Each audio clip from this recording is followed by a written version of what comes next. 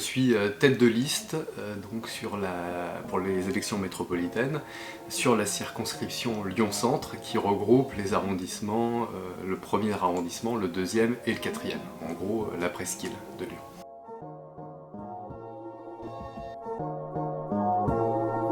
J'ai fait des études d'ingénieur localement, donc à l'INSA de Lyon. Je suis diplômé en génie électrique. J'ai commencé à travailler dans le privé, dans une entreprise où j'ai fait une thèse en convention CIFRE, en région parisienne.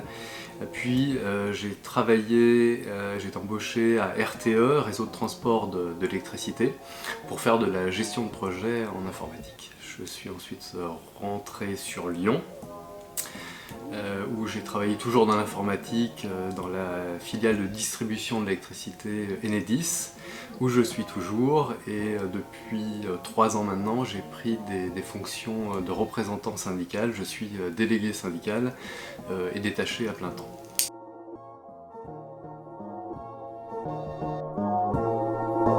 Les écologistes portés par Europe Écologie Les Verts, mais je ne suis pas adhérent actuellement. Je fais partie des gens de la société civile qui ont rejoint ce mouvement, mais je ne suis pas adhérent à date.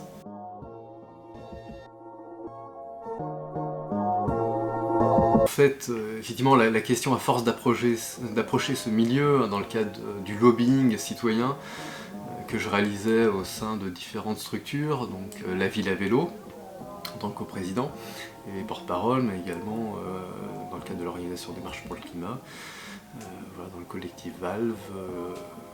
Et donc j'ai été en relation fréquente avec les élus dans le cadre de ce lobbying.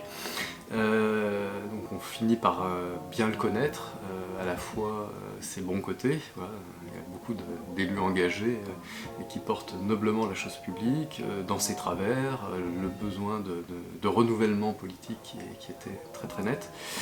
Voilà, mais je me sentais très utile dans cet engagement associatif à porter ces sujets donc environnementaux, de développement de l'usage du vélo. Et j'avais aucun plan de plan de carrière, notamment politique. La chose ne se posait pas vraiment, mais à force d'être exposé médiatiquement, la question devenait insistante, et puis également au niveau de mon entourage. Voilà, et c'est vrai que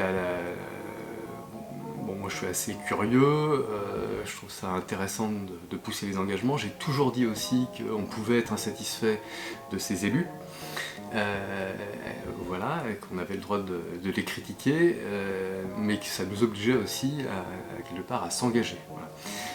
Donc je suis insatisfait de mes élus, mais derrière, à ce moment-là, présente-toi.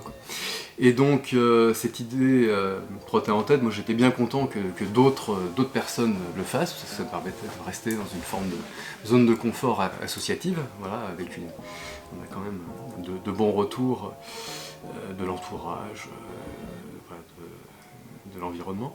Et donc